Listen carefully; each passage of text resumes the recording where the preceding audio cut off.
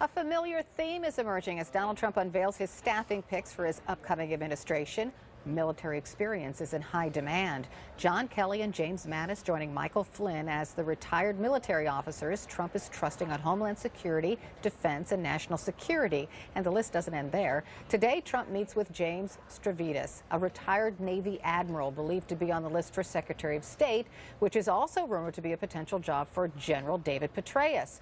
All of this coming after Trump famously claimed to know more than the generals on ISIS, and later said this during a town hall.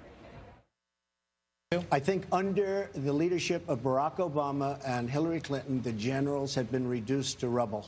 They have been reduced to a point where it's embarrassing for our country.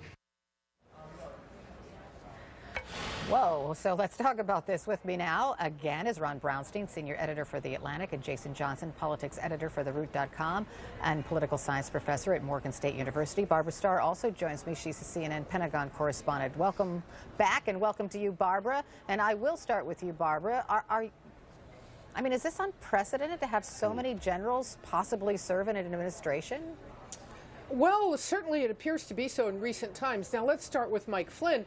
As National Security Advisor, we certainly have had that in the past where military people have served in that position, even retired. So that's one thing. To be Defense Secretary and be recently retired from the military, of course, this all dates back to James Forrestal in the 1950s. Secretary of Homeland Security, that department hasn't been around long enough. One of the big challenges here may be the very unique personalities involved. Mike Flynn will be the traffic manager, if you will, for national security affairs moving in and out of the White House chain. He'll be the traffic manager for reports, for analysis, for decision making, for meetings with the president. But Mike Flynn is a retired three-star. He was an intelligence staff officer, somebody who might have been on the staff of somebody like General Mattis or General Kelly. So it will be very interesting to see how those two four-stars deal with that situation and how all three of them may be called upon publicly to defend partisan policies really for the first times in their careers, Carol. Okay, so Ron, going back to what we've just heard Donald Trump say during the campaign, that these generals don't know nothing from nothing. So what changed? Yeah, look, Donald Trump is an executive, and he likes executives. I mean, I think that is a clear pattern here. We're not only seeing generals being put in these positions, but you're seeing a number of even former business officials, right? I mean, Linda McMahon and Wilbur Ross, and you know, there's a kind of a preference for kind of executive experience as opposed necessarily to kind of demonstrated experience in the public sector, which you're more likely to see from a Democrat. Certainly, Generals Kelly and Mattis have stellar reputations. Many Democrats have praised them as well. The kind of cumulative concern is when, you know, all you've grown up with is hammers, all you see are nails, right? So that, you know, that whether having such a tilt toward the military in the senior ranks of the administration gives you a kind of predilection toward seeing the military as the solution to any problem that arises. Yeah, so much of a solution to any problem that might arise is that scandals of the past are left there. And I want to bring up General Petraeus right now, a possible pick for Secretary of State, because General Petraeus gave classified information to his mistress. He was cheating on his wife while serving in the military. And Paula Broadwell, his mistress, appeared on a CBS Morning Show this morning. She actually cannot find a job. Here's what she said. Nora, I think he's unequally qualified for many positions, but that's not my position to say. I think the president-elect would have to decide, and members of the Senate. As I woke up to the news, you know, it was a bit of a shocker that he was being considered for a cabinet position, and I was both shocked that I'm still in this tenuous position and yet happy because I think he should be able to go on with his life. So, Jason, she still admires this man greatly, but she has a very admirable past herself with lots of military experience, and she can't get a job. And I know I'm making a little left turn here, but just seems so wrong to me.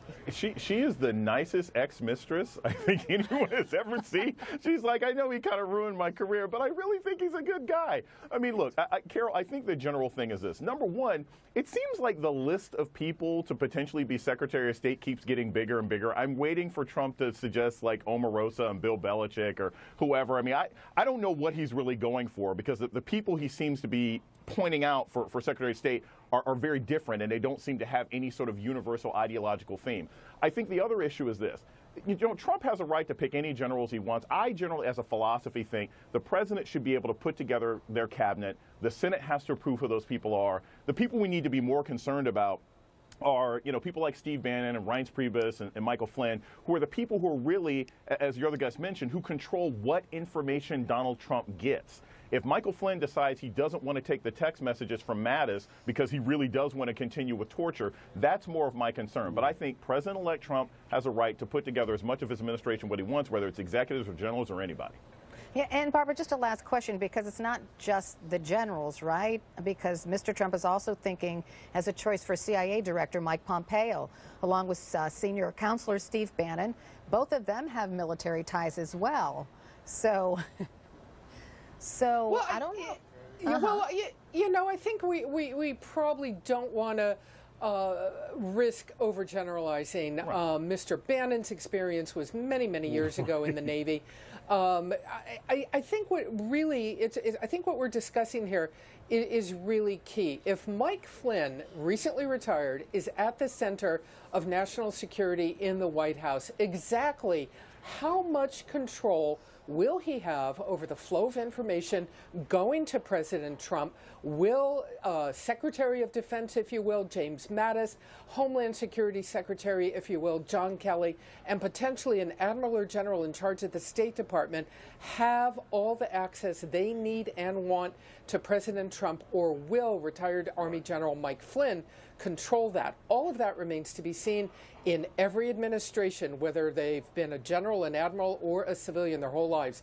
There's always this political to and fro with the White House.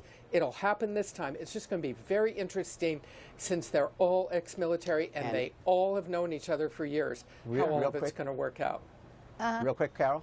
You know, and in foreign policy, all of this is even more consequential than on the domestic side, because as we talked about, it is really on dealing with the world. Donald Trump departs from traditional Republican thinking much more than he does on many domestic issues. For example, like naming Scott Pruitt to the EPA is something that you would have seen from a lot of conservative Republicans trying to roll back regulations. But finding a Secretary of State who is both credible on the international stage and shares the coordinates of views that Donald Trump expressed in terms of reset with Russia and questioning NATO.